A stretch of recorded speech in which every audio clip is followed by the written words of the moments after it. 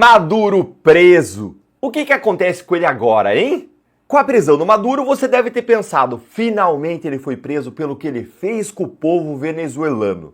Só que ele não foi preso por causa disso. Não! Ele vai encarar agora um processo por crimes comuns perante a justiça americana. Não por crimes internacionais, não por crimes contra a humanidade. Como assim, Deltan? Fica aqui comigo nesse nosso primeiro encontro com justiça do dia, que eu vou explicar para você tudo sobre isso. Então vem comigo entender quais são os crimes, o que acontece agora com Maduro, que vai ser julgado em Nova York.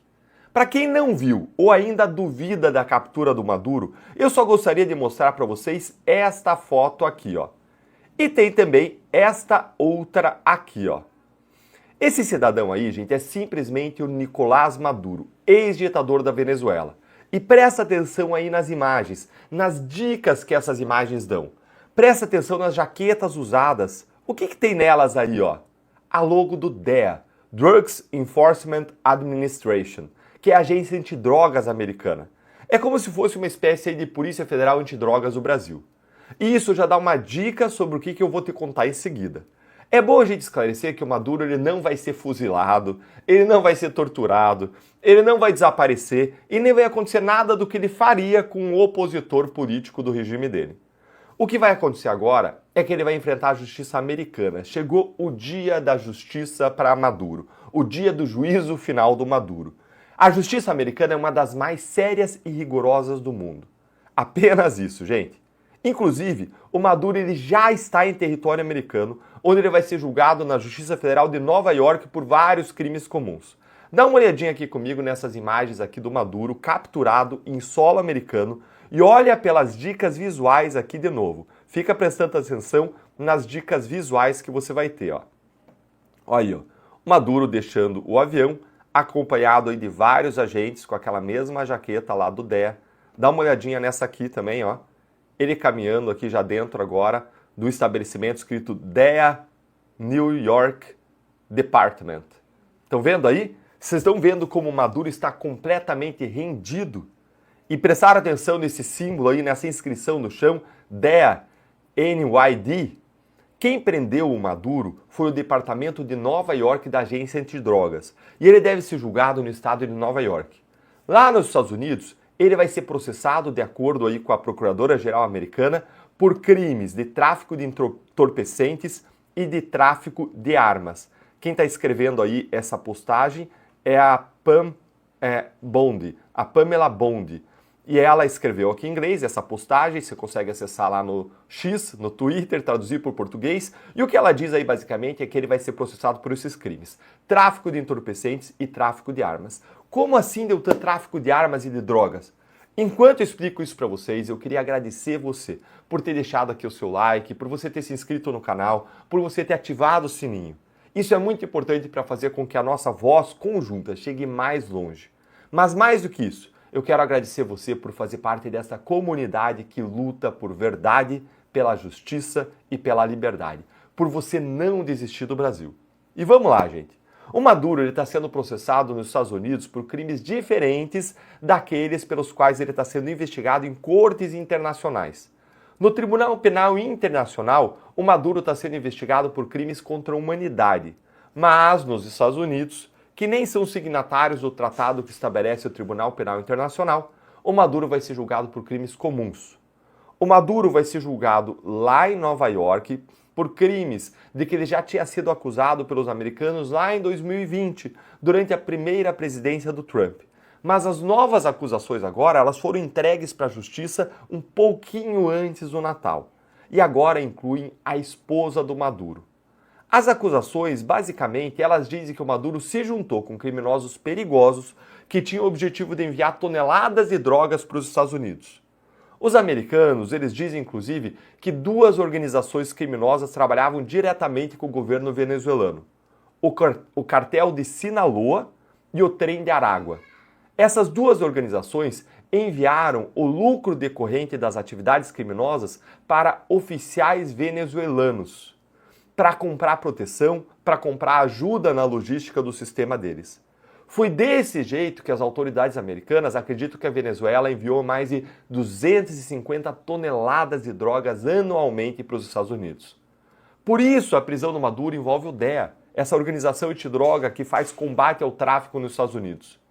É bom nós lembrarmos que da última vez que os Estados Unidos fizeram uma operação especial como essa para prender um líder estrangeiro durante os anos 80, o que levou na época à prisão do Manuel Noriega, ditador do Panamá, o narcoditador panamenho, ele foi condenado a mais de 40 anos de prisão pela justiça americana por tráfico de drogas e tudo indica que Maduro vai ter o mesmo destino. Chegou o dia do juízo final de Maduro. Mas e você? O que você acha? Conta pra mim aí. Você acha que o Maduro ele vai ser condenado? Me conta aí a sua opinião nos comentários e até o próximo vídeo. Veja a conversa de Alexandre de Moraes flagrada por escuta da Polícia Federal. O jornalista do Metrópole, Samuel Pancher, fez um post no X mostrando uma coisa bizarra. Alexandre de Moraes já foi pego em uma escuta da Polícia Federal. Fica aqui comigo nesse nosso encontro com justiça que eu vou te mostrar tudo sobre essa situação do Moraes em 2 pontos. Primeiro, o que ele falou durante essa escuta da Polícia Federal, hein? Segundo, o que essa conversa grampeada revela sobre o modus operandi do Moraes, a sua forma de atuar. Vamos então direto ao primeiro ponto. Gente, o Alexandre de Moraes ele já foi pego em uma escuta da Polícia Federal. Isso aconteceu em novembro de 2015 e o jornalista Samuel Pancher ele fez um post no X lembrando desse episódio. Um desembargador do TJ de Minas Gerais, ele ligou para o Moraes para falar sobre um processo que ele tinha lá no CNJ sobre a existência lá no gabinete dele de funcionários fantasmas. Moraes tinha advogado para esse desembargador, mas na época da ligação ele era secretário de Justiça em São Paulo. O contexto da ligação é que Moraes havia dado entrada em um recurso no STF para suspender o processo do CNJ. Vamos dar uma olhadinha aqui no que disse o Alexandre de Moraes? Olha aqui comigo. Alô? Oi, Alexandre, tá bom, meu amigo? Opa, tudo bom? Como é que tá? Como é que tá a luta aí? Vamos aí, né? Aqui vai ter jogar terça ou mandar pra Isso, vai terça. Uai, Pode ficar tranquilo, viu? Eu tive semana passada, eu até, sim, falei que estava demorando um pouco, eu acabei encontrando o Toffoli. E hoje eu tive com ele aqui em São Paulo, que eu teve encontro dos presidentes e corregedores de todos os PRS com ele. E eu fui convidado para lá uma palestra cedinho, bati um papo com ele, então não vai ter novidades. E o Gilmar, eu vou falar, o Gilmar vem à noite aqui para esse encontro também.